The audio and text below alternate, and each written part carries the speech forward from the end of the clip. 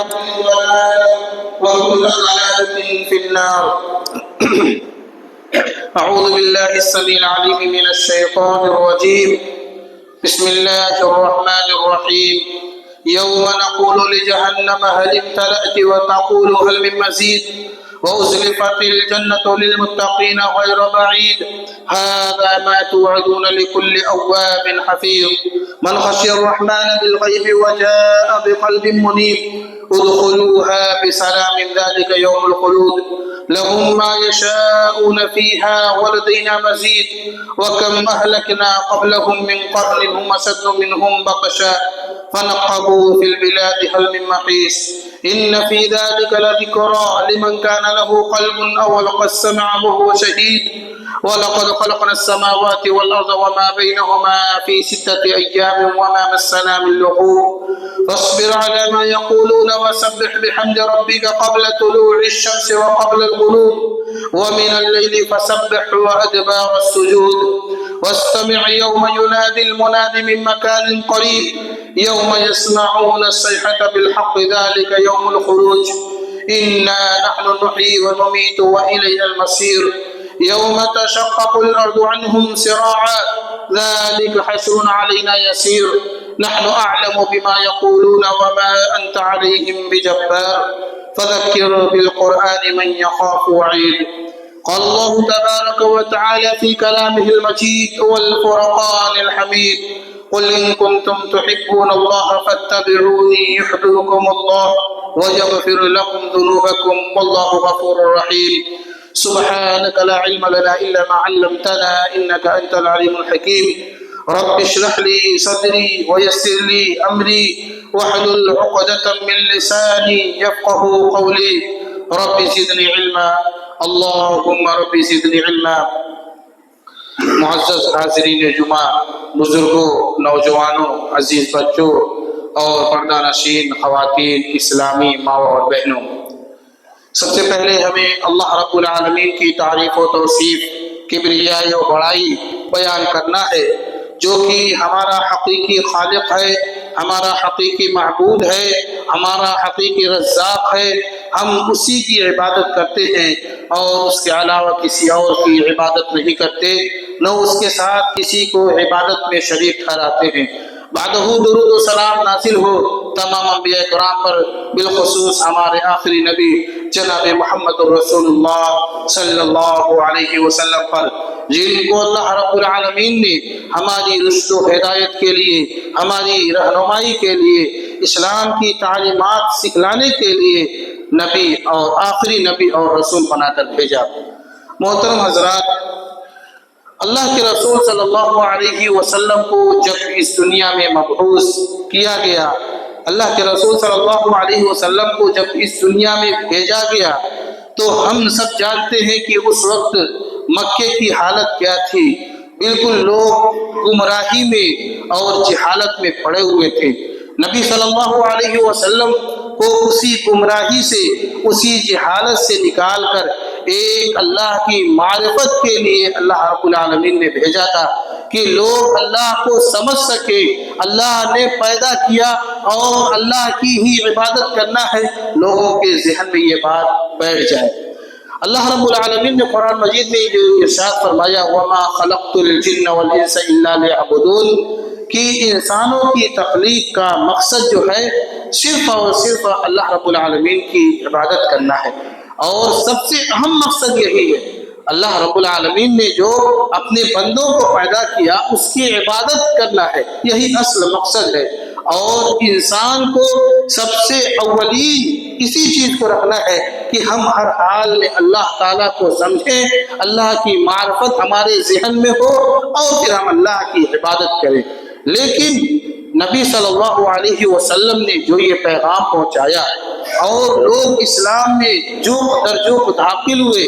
اور پھر اسلام کی جو تعلیمات تھی اس پر عمل بھی کیا. نبی صلی اللہ علیہ وسلم 13 سال مکہ میں اور اسی طرح 10 سال مدینہ میں رہ کر جو پیغام دیا اس وہی پیغام آج تک ہم تک پہنچ رہا ہے، قیامت تک وہی پیغام پہنچتا رہے گا. نبی صلی اللہ علیہ وسلم ہمارے لیے رحمت بنا کر بھیجے گئے تھے، زحمت بنا کر نہیں بھیجے گئے تھے کہ کسی بھی عبادت میں ہم اپنے آپ کو زحمت میں ڈال دیں۔ کیونکہ صحابہ کی ہم پوری زندگی کو دیکھتے ہیں تو صحابہ کی زندگی کیسی تھی؟ ایک ایسی زندگی تھی کہ ہم اس پر روشنی اگر ڈالیں تو ہمارے لیے سب سے بہتر اور سب سے اچھا نمونہ ہے۔ لیکن ہم نہ سیرت کا مطالعہ کرتے ہیں، نہ صحابہ اور تابعین اور تبع تابعین کی سیرت کو پڑھتے ہیں کہ ہم ان کی عبادت کو سمجھ سکیں کہ کیسے وہ عبادت کرتے تھے، نبی صلی اللہ علیہ وسلم کی عبادت ان میں کیسے منتقل ہوئی اور اللہ کے رسول کی عبادت کو کیسے دیکھ کر انہوں نے کیسے عمل کر کے ہم تک بیان کر کے پہنچایا ہے۔ محترم حضرات، یہی سب سے اہم پیغام نبی صلی اللہ علیہ وسلم کا تھا کہ قیامت تک آنے والی جتنی نسلیں ہیں وہ اللہ کو سمجھ سکیں، اللہ کی معرفت ان کے ذہن میں رہے اور پھر عبادت کرے۔ محترم حضرات، آج جس عنوان کے تحت ہم پیش کرنا چاہتے ہیں، اپنی باتوں کو رکھنا چاہتے ہیں، وہ یہ ہے کہ گمراہی کے اسباب کیا کیا ہیں، ہم دن بدن گمراہ کیوں ہوتے جا رہے ہیں، اللہ کی معرفت ہمارے اندر کیوں نہیں پیدا ہوتی، اللہ کو ہم کیوں نہیں سمجھ پاتے اور دن بدن دور ہوتے جا رہے ہیں۔ محترم حضرات، سب سے پہلی چیز جو ہے ہمیں غور کرنے کی ہے کہ ہمیں اپنا عقیدہ درست کرنا چاہیے، اپنا عقیدہ درست کرنا چاہیے کہ ہم ایک اللہ رب العالمین کو صرف اور صرف اپنا معبود سمجھے، اس کے ساتھ کسی اور کو شریک نہ کرے۔ سب سے اہم چیز یہی ہے، اور گمراہی کا سب سے پہلا سبب یہی ہے کہ انسان اگر اللہ تعالیٰ کو ایک مانتا ہے، اس کی عبادت کرتا ہے، اسی کے سامنے سجدہ ریز ہوتا ہے اور جو کچھ بھی ہے سب اسی کو اپنا سمجھتا ہے، تو کبھی بھی گمراہ نہیں ہو سکتا۔ لیکن اگر اس کی عبادت میں کسی کو شریک کرتا ہے، دعا میں کسی کو شریک کرتا ہے، جو کہ اللہ تعالیٰ کا حق ہی ہے کہ اسی سے مانگا جائے اور وہی دینے والا ہے، اگر وہ کسی اور کے سامنے جا کر سوال کرتا ہے تو یہ ایک شرک ہے، اور یہ شرک گمراہی کی سب سے پہلی سیڑھی ہے یہ، اور انسان یہیں سے چڑھنے لگتا ہے گمراہی کی طرف۔ محترم حضرات، ہمیں سب سے پہلے اپنے عقیدے میں جھانک کر دیکھنا چاہیے کہ کہیں ایسا نہ ہو کہ اللہ رب العالمین کی جو تعلیمات ہے، اللہ کی جو معرفت ہمیں ہونی چاہیے، اور اس معرفت ہونے کے باوجود بھی ہم اللہ کی عبادت صحیح طور پر نہیں کرتے، یا اگر کرتے بھی ہیں تو کچھ ایسے شرک جو ہمارے اندر داخل ہو جاتے ہیں جو اللہ کو مقبول نہیں ہے۔ محترم حضرات، اللہ تعالیٰ کے نزدیک عمل کی جو قبولیت ہے نا، دو اعتبار سے ہے، اس کے لیے دو شرط ہے۔ سب سے پہلے ایک یہ کہ ہم جو بھی عمل کریں اللہ کے لیے کریں، اللہ کے لیے کریں، اور دوسری شرط کیا ہے؟ کسی بھی عمل کی قبولیت کے لیے دو چیز ہے، پہلے یہ کہ للہیت ہونا چاہیے، اخلاص ہونا چاہیے کہ جو بھی عمل کر رہے ہیں، چاہے نماز پڑھ رہے ہیں، صدقہ کر رہے ہیں، حج کر رہے ہیں، زکوٰۃ دیتے ہیں، یا کسی اور کے ساتھ کوئی بھی کام کرتے ہیں، ہمارے اندر اللہ کے لیے ہونا چاہیے، اخلاص ہونا چاہیے اور للہیت ہونی چاہیے۔ لیکن اگر ہمارے اندر یہ چیز نہیں ہے تو ظاہر سی بات ہے وہ عمل اللہ رب العالمین کے نزدیک قابل قبول نہیں ہوگا۔ دوسری شرط کیا ہے؟ دوسری شرط یہ ہے کہ اللہ کے رسول صلی اللہ علیہ وسلم کے طریقے پر وہ عمل کیا جائے۔ اگر اللہ کے رسول صلی اللہ علیہ وسلم کے طریقے پر عمل نہیں کیا جاتا ہے تو وہ بھی عمل ناقابل ہے، قابل مردود ہے، اور وہ دھتکار دیا جائے گا، اللہ رب العالمین کے نزدیک مقبول نہیں ہوگا۔ تو گویا کہ عمل کی قبولیت کے لیے دو شرط ہے، ایک تو اخلاص ہونا، دوسری یہ کہ نبی صلی اللہ علیہ وسلم کی موافقت ہونا، جیسے آپ نے کیا ہے۔ اگر دونوں میں سے ایک بھی نہیں پایا جاتا تو قبول نہیں کیا جائے گا، وہ عمل قبول نہیں ہوگا، اور اگر دونوں میں سے دونوں پایا جاتا ہے تو اللہ رب العالمین کے نزدیک یہ قبول ہوگا۔ ہم اس کی مثال دیکھ سکتے ہیں، کوئی بھی عمل ہم کر رہے ہیں، بہت اخلاص کے ساتھ کرتے ہیں، لیکن اگر نبی صلی اللہ علیہ وسلم کے موافق نہیں ہے، مثال کے طور پر بہت سی چیزیں ایسی ہیں جو نہ نبی نے کیا، نہ صحابہ نے کیا، نہ تابعین نے کیا، سلف سے منقول نہیں ہے، لیکن بعد میں ہم اس کو اپنے طور طریقے سے، اگرچہ نماز ہی کیوں نہ ہو، ایسی عبادت جو نبی صلی اللہ علیہ وسلم نے نہیں بتائی، لیکن ہم اس کو اپنے نئے انداز سے کر رہے ہیں، بڑے اخلاص کے ساتھ کرتے ہیں، اور دین کا وہ حصہ ہے ہی نہیں، تو ظاہر سی بات ہے یہ عبادت کتنا بھی اخلاص کے ساتھ کیا جائے لیکن نبی صلی اللہ علیہ وسلم سے منقول نہیں ہے، ثابت شدہ نہیں ہے، تو ہماری عبادت قبول نہیں ہوگی، بلکہ وہ بدعت کے درجے میں ہوتی ہے، اور یہ ہم اس کے کرنے سے گناہگار ہو جائیں گے۔ اور اسی طرح اگر کوئی عبادت ہم کرتے ہیں نبی صلی اللہ علیہ وسلم کے بتائے ہوئے طریقے سے، مثال کے طور پر نماز ہی پڑھتے ہیں، لیکن نماز ہم صرف اس لیے پڑھتے ہیں کہ لوگ ہمیں دیکھیں کہ نمازی ہے، نماز اس لیے پڑھتے ہیں کہ لوگ ہمیں کہیں کہ یہ نمازی ہے، اور اپنے گھر والوں کو دکھلائیں، یا پھر وہ بن کر ایسے نماز پڑھیں تاکہ لوگ ہماری تعریف کریں، تو ایسی نماز بھی اللہ رب العالمین کے نزدیک قبول نہیں، کیونکہ اس میں اخلاص نہیں پایا جاتا۔ تو یہ دونوں چیزیں ہمیں ہمیشہ سامنے رکھنا چاہیے کہ کسی بھی عمل کی قبولیت کے لیے دو چیزوں کا ہونا، اخلاص اور نبی صلی اللہ علیہ وسلم کی موافقت۔ اب ہم آگے بڑھتے ہیں، یہ عقیدے کی بگاڑ کے بعد ہم دوسری چیز جو دیکھتے ہیں، بدعت۔ کوئی چیز جب ہمارے اندر پیدا ہو جاتی ہے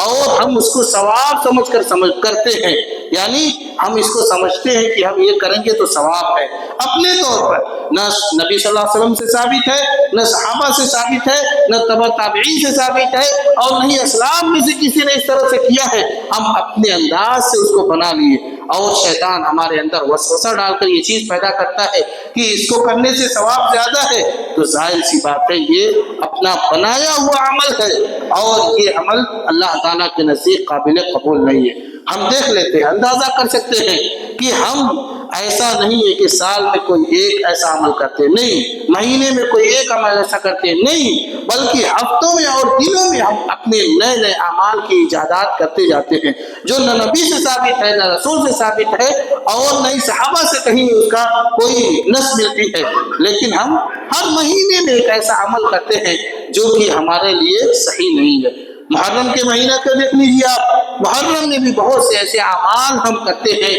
جو کہ نبی صلی اللہ علیہ وسلم نے نہیں کیے۔ اللہ کے رسول ہجرت کر کے گئے مدینہ، اور مدینہ رہنے کے باوجود بھی وہ عمل کیا، اس کو ہم بالائے طاق رکھ دیتے ہیں، یعنی محرم کے جو روزے ہیں اس کو ہم نہیں دیکھتے، بلکہ اس کے علاوہ جو دوسری چیزیں ہیں اس کو ہم سامنے رکھتے ہیں، اس کے لیے بڑی دھوم دھام سے تیاری کرتے ہیں اور اس کو ادا کرتے ہیں۔ یہ اسلام میں اس کی کوئی اجازت نہیں، اسلام میں اس کا کوئی مقام نہیں ہے، جس کو نہ نبی نے کیا نہ صحابہ نے کیا، اور یہی چیز ہمارے لیے گمراہی کا سب سے بڑا دروازہ کھولتا ہے۔ ہم بہت اس میں دلچسپی کے ساتھ عمل کرتے ہیں کہ اللہ تعالیٰ اس سے خوش ہوگا، حالانکہ اللہ تعالیٰ اس سے ناراض ہوتا ہے، کیونکہ اس دین کی شبیہ کو ہم نے بگاڑ دیا ہے، اور یہ دین کی شبیہ اصل نہیں ہے، بلکہ دین کو ہم نے بدل کر لوگوں کے سامنے پیش کر دیا، جو اصل دین ہونا چاہیے تھا وہ نہیں ہے۔ اسی طرح اس کے بعد کے مہینوں میں دیکھیے کہ ہم نے اپنے سفر کے مہینہ میں بہت سی نحوستیں پیدا کری،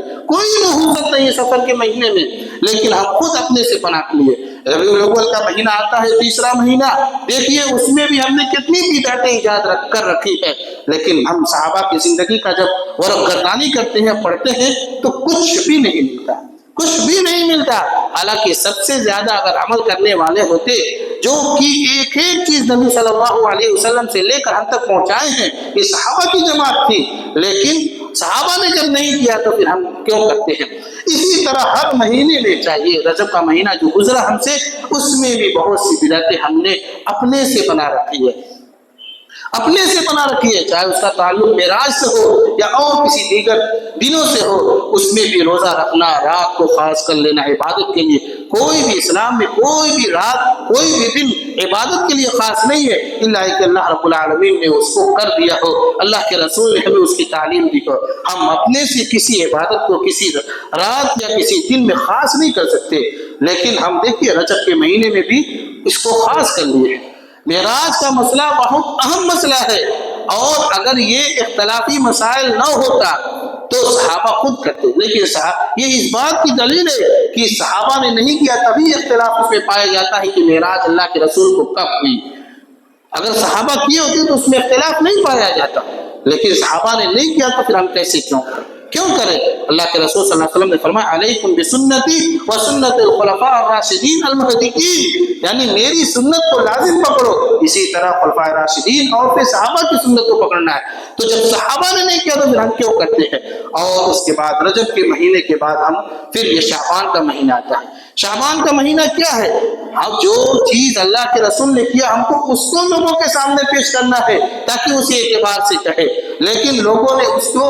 کئی دوسرے انداز سے پیش کیا، کئی بدعتیں اس میں ایجاد کر رکھی ہے، اور کہاں کی بات کہاں لا کر جوڑ دیتے ہیں لوگ۔ یہ شعبان کا مہینہ اللہ کے رسول صلی اللہ علیہ وسلم اس مہینے میں بہت زیادہ نفلی روزہ رکھتے تھے۔ روایات سے ثابت ہوتا ہے کہ رمضان اور شعبان کے مہینے میں اللہ کے رسول صلی اللہ علیہ وسلم بہت روزہ رکھتے تھے۔ تو رمضان کا مہینہ یہ فرض ہے، لیکن شعبان کے مہینے میں نفلی روزے کا اہتمام کرتے تھے، اس کے علاوہ اور کوئی چیز نہیں ملتی۔ لیکن ہم اگر جائزہ لیں اپنا کہ ہم اس شعبان کے مہینہ میں کتنی چیزوں کو ایجاد کر رکھے ہیں کہ اس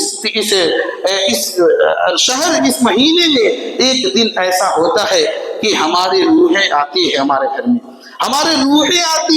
گھر میں، اور ہم اس کے لیے بڑا اہتمام کرتے ہیں، اچھا کھانا پکاتے ہیں ان کو کھلانے کے لیے، لیکن جب وہ آتی ہے تو ہم گھر سے غائب ہو جاتے ہیں۔ مہمان گھر میں ہوتا ہے، میزبان غائب ہوتا ہے۔ دوسری بدعت کیا ایجاد کر رکھی ہے کہ ہم اس مہینے کی 22 تاریخ کو قبرستان جاتے ہیں اور قبرستان جا کر وہاں پر چراغاں کرتے ہیں، تو ظاہر سی بات ہے وہی وقت ان کے آنے کا ہوتا ہے، ہم چھوڑ کر چلے جاتے ہیں، اپنا گھر چھوڑ کر چلے جاتے ہیں۔ تو یہ بھی ایک نئی طریقے سے ایک بدعت ہے جو کہ شریعت میں کہیں سے نہیں ملتی۔ تیسرے دن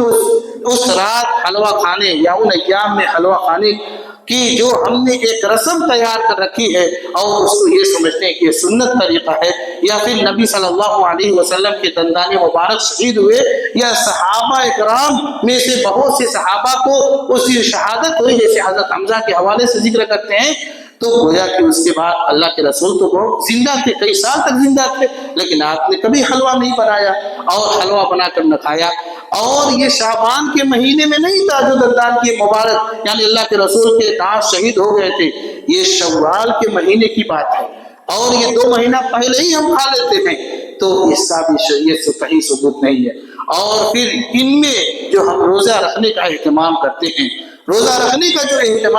ہیں، خاص کر کے ایک دن، اس کا بھی کہیں سے ثبوت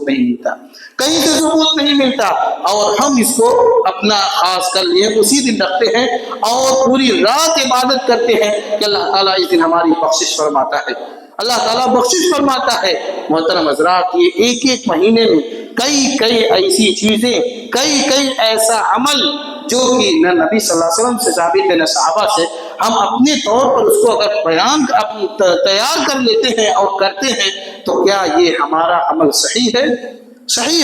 ہم دوسرے اپنی آنے والی نسلوں کے لیے کیا دین کو پیش کرتے ہیں؟ یہی ہمارا دین ہے؟ ہماری آنے والی نسلیں اسی کو سمجھے گی، ہمیں بتانا ہے ان کو، اور کہ ہمارے اندر یہ خرابیاں تھیں، بہت سے لوگوں نے اس کو داخل کر دیا دین میں، یہ دین کا حصہ نہیں تھی بلکہ یہ بدعت ہے، اور بڑے اچھے انداز سے ہم اس کو ادا کرتے ہیں۔ محترم حضرات، نبی صلی اللہ علیہ وسلم نے فرمایا، من احدث فی امرنا ھذا ما لیس منہ فہو رد،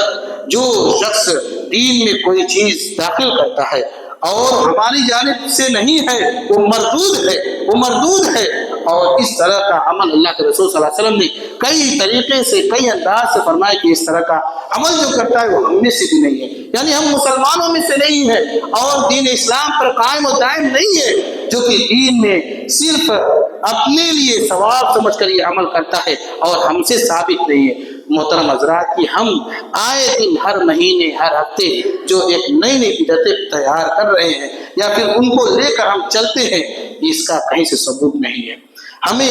یہ ایک گمراہی کی طرف لے جا رہا ہے، اور یہ ہمارا عمل جو ہے قیامت کے دن کوئی کام نہیں دے گا۔ ہم اس پر غور کریں، اور ہمیں ضلالت کی طرف یہ جا رہا ہے، ہم ہلاک ہو سکتے ہیں۔ اس کا نتیجہ کیا ہے؟ ہم بجائے کہ اللہ کے رسول ہر خطبے میں کیا پڑھتے تھے؟ کل بدعۃ ضلالہ، یعنی یہ گمراہی ہے، وکل ضلالۃ فی النار، اور ہر گمراہی جہنم میں لے جانے والی ہے۔ محترم حضرات، غور کریں، یہ عام بات نہیں ہے کہ ہم ہر سال سنتے ہیں، ہر مہینے سنتے ہیں، ہر جمعہ سنتے ہیں، ایک کان سے سنے ایک کان سے نکال دو، نہیں، بلکہ اپنے اعمال کو درست کریں، ایسا عمل کریں اگرچہ تھوڑا ہی ہو لیکن اللہ رب العالمین کے نزدیک صحیح ہو، اللہ رب العالمین کے نزدیک مقبولیت کا درجہ رکھتا ہو۔ تو ایک چیز یہ بدعت جو کہ ہم ایجاد کر رکھے ہیں، یہ بھی گمراہی کی طرف ہمیں لے جاتی ہے۔ اور پھر تیسری چیز جو ذکر کرنا ہے گمراہی کے اسباب میں سے وہ یہ کہ جہالت، علم نہ ہونے کی بنیاد پر انسان گمراہ ہو جاتا ہے اور بہت سی چیزیں اپنے عقل کو ترجیح دیتا ہے دین پر، اور یہی عقل کو ترجیح دینا دین پر یہی اس کی گمراہی کی سیڑھی ہوتی ہے، اور اپنی عقل سے کوئی بھی اسلام کو سمجھتا ہے یہ بھی غلط طریقہ ہے۔ اس کے لیے ہمیں کیا کرنا ہے؟ ہمیں یہ کرنا ہے کہ علماء سے جڑ کر رہیں، علماء سے استفادہ کرتے رہیں، علماء کی کتابوں کو پڑھیں کہ دین اصل کیا ہے، اور سیرت کا مطالعہ کریں۔ صحابہ کرام کی جو سیرت ہے، خاص کر کے خلفائے راشدین کی، ان کی سیرت کو ایک مرتبہ نہیں کئی مرتبہ پڑھنے سے ہمارے اندر ایمان کی تازگی پیدا ہوگی۔ نبی صلی اللہ علیہ وسلم کی سیرت کو اگر ہم پڑھ نہیں سکتے تو کم از کم علماء کرام کی زبانی جو ہم یوٹیوب پر دیکھتے رہتے ہیں کم از کم اس کو سنیں، اس کی وجہ سے ہمارے اندر ایمان تازہ ہوگا، اور ہمارے جب ایمان میں تازگی پیدا ہوگی تو ہم ان بدعات سے دور ہوں گے اور پھر ہمارے علم میں زیادتی ہوگی۔ محترم حضرات، یہ علم سیکھنا فرض ہے، اور خاص کر کے دین اور شرعی علوم حاصل کرنا فرض ہے، لیکن جہالت کی بنیاد پر ہم گمراہی کی طرف بڑھتے جا رہے ہیں۔ اور اسی طرح ان گمراہ چیزوں میں سے جو ہمیں گمراہ کرنے والی ہے اسباب میں سے ایک سبب یہ بھی ذکر کیا جاتا ہے کہ انسان دنیا پرست ہو جاتا ہے، دنیا پرست ہو جاتا ہے، صرف اس کو دنیا کی پڑی ہوتی ہے، آخرت کی فکر نہیں ہوتی کہ اللہ تعالیٰ نے ہمیں دنیا میں جو پیدا کیا ہے مزرعۃ الآخرہ کہا ہے، یہ آخرت کی کھیتی ہے۔ دنیا میں ہم آئے ہیں تو آخرت کا گھر تیار کرنے کے لیے آئے ہیں، آخرت میں اپنا مقام بنانے کے لیے آئے ہیں، اور یہ دنیا اللہ تعالیٰ ہمیں بھیجا ہے ایک امتحان کے لیے۔ ہمیشہ اس کو سامنے رکھنا چاہیے کہ یہ دنیا دار الفنا ہے، دار البقا نہیں ہے، بلکہ باقی رہنے والی جو جگہ ہے آخرت ہے، اس کے لیے ہمیں تیاری کرنی ہے۔ لیکن ہم اس دنیا کی زیب و زینت کو دیکھ کر، ہم اس دنیا کی ہر چیز کو دیکھ کر ہم اسی میں بھول بیٹھے اور دنیا کے پیچھے، مال کے پیچھے ہم بھاگتے جا رہے ہیں۔ اگرچہ دوسروں سے تعلقات خراب ہوتے ہیں اس کی بنیاد پر، دوسروں سے لڑائی جھگڑے ہوتے ہیں، اور ایسی چیزوں کا ہم استعمال کرتے ہیں جو شریعت نے ہمیں اجازت نہیں دی ہے، جیسے سود ہمارے لیے جائز نہیں ہے، لیکن ہم اس کو بھی کھا لیتے ہیں صرف مال کے لیے۔ ہمارے پاس مال ہو جائے تو گویا کہ یہ بھی ایک بہت اہم چیز ہے جو دنیا پرستی ہے، جو مادیت ہے۔ اس مادیت سے ہمیں بچنے کی ضرورت ہے کہ ہم دنیا کو ہمیشہ سامنے نہ رکھیں بلکہ آخرت کو ہم دیکھیں۔ ہمیں یہ غور کرنا چاہیے نبی صلی اللہ علیہ وسلم اس دنیا کے تعلق سے کیا فرمایا تھا۔ لمبی حدیث ہے کہ ایک مرتبہ اللہ کے رسول صلی اللہ علیہ وسلم اپنی انگلی سمندر میں ڈالتے ہیں، ڈالنے کے بعد نکالتے ہیں اور کہتے ہیں کہ یہی دنیا کی مثال ہے، جو انگلی میں پانی لگا یہی دنیا کی بس مثال ہے۔ اب یہ پانی کتنی دیر میں سوکھ سکتا ہے؟ ہر انسان اندازہ لگا سکتا ہے کہ کتنی دیر میں یہ پانی سوکھ سکتا ہے۔ بس دنیا وہی ہے، بس پوری دنیا یہی ہے، اور پھر اس کے علاوہ ہمارے سامنے جو سمندر ہے اس کو اندازہ لگا سکتے ہیں کہ آخرت میں ہے، ہمیں اسی کے لیے تیاری کرنی ہے۔ اور دنیا کی حقیقت کو اگر ہمیں دیکھنا ہے تو ہم یہ چند سال پہلے جو کووڈ-19 جو یہ کورونا آیا تھا، کورونا کا اندازہ لگا سکتے ہیں کہ اس وقت سب کو اپنی پڑی تھی۔ اگر گھر میں کوئی بیمار ہے تو باپ بیٹے سے دور بھاگ رہا تھا، بیٹا باپ سے دور بھاگ رہا تھا، اور بیوی شوہر جو ایک ساتھ رہنے والے ایک دوسرے سے دور ہو رہے تھے۔ یہی دنیا کی حقیقت ہے، سب کوئی اپنے میں پڑا تھا۔ محترم حضرات، اس چیز کو اشارہ کافی ہے، اس چیز کو سامنے رکھنا چاہیے کہ ہمارے لیے دنیا کیا ہے۔ ایک دن ہمیں بھی اس دنیا سے جانا ہے، تو دنیا میں ہم گمراہ رہ کر زندگی نہ گزارے بلکہ جو نبی صلی اللہ علیہ وسلم نے ہمیں تعلیم دی ہے اس کو سامنے رکھ کر۔ اسی طرح ایک اور گمراہی کا جو سبب ذکر کیا جاتا ہے، بری صحبت۔ اگر انسان کو بری صحبت مل جاتی ہے تو ظاہر سی بات ہے یہ بری صحبت جو ہے اس کو دین سے دور کر دے گی، اور فواحش و منکرات اس کے اندر کوٹ کر بھر جائے گا، کیونکہ جس شخص کے ساتھ وہ رہتا ہے یا جس صحبت کو انہوں نے اپنے آپ کو جس میں ڈھال لیا ہے، اگر اس میں وہ زندگی گزارتا ہے تو ساری اس کی چیزوں کو لے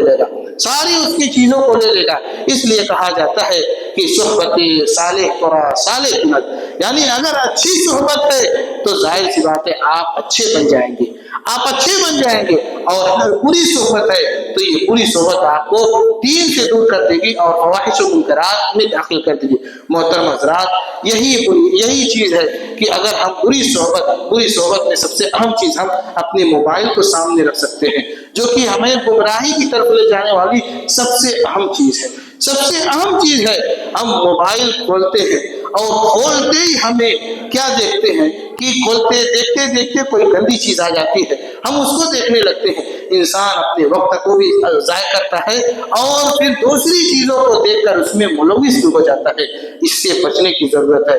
اور ایک چیز جو کہ ہمیں گمراہی کی طرف لے جانے والی ہے وہ یہ کہ ہم اپنے اسلامی کلچر کو چھوڑ کر مغربی تہذیب کو بھی اختیار کرتے جا رہے ہیں. اپنا کھانا پینا، اپنا اوڑھنا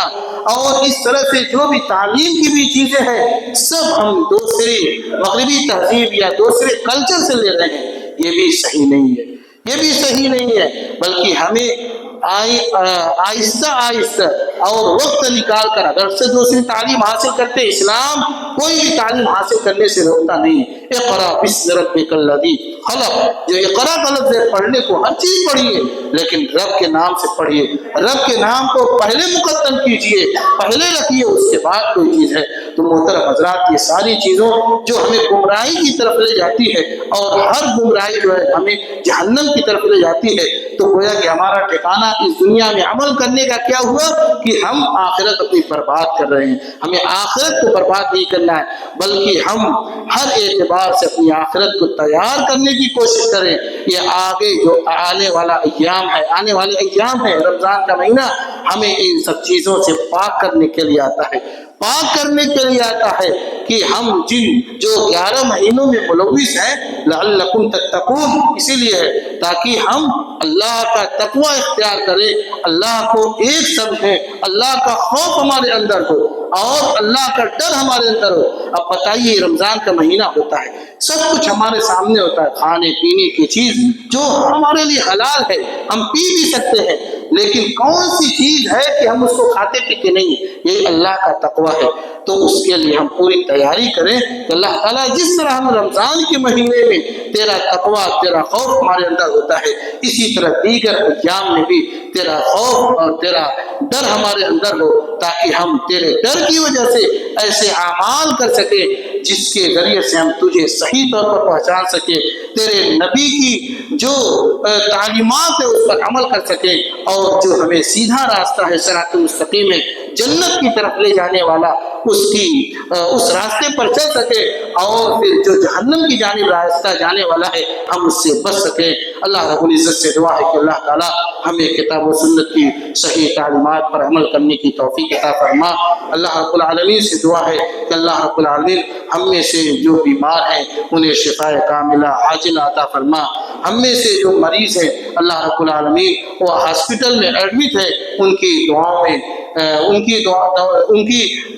اللہ رب العالمین شفا یابی عطا فرما. ہم میں سے جو مقروض ہیں اللہ رب العالمین ان کے قرض کی ادائیگی کی سبیل پیدا کر دے، اور ہم میں سے جو اس دنیا سے رخصت ہو چکے ہیں موحد تھے ان کی وفات توحید پر ہوئی ہے، اللہ رب العالمین تو ان کی مغفرت فرما. اقول قولی هذا واستغفر الله لي ولكم ولسائر المسلمين فاستغفروه انه هو الغفور الرحيم.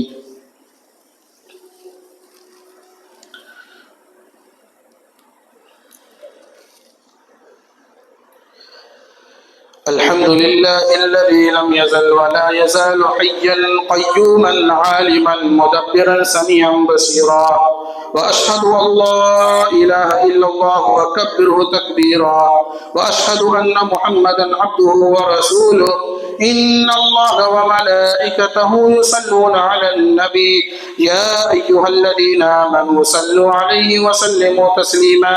اللهم صل على محمد وعلى آل محمد كما صليت على إبراهيم وعلى آل إبراهيم إنك حميد مجيد. اللهم بارك على محمد وعلى آل محمد كما باركت على إبراهيم وعلى آل إبراهيم إنك حميد مجيد. اللهم انصر من نصر دين محمد صلى الله عليه وسلم واجعلنا منهم، وخذل من خذل دين محمد صلى الله عليه وسلم ولا تجعلنا منهم. اللهم لا تجعلنا منهم. عباد الله رحمكم الله، إن الله يأمر بالعدل والإحسان وإيتاء ذي القربى وينهى عن الفحشاء والمنكر، ولذكر الله أكبر والله يعلم ما تصنعون.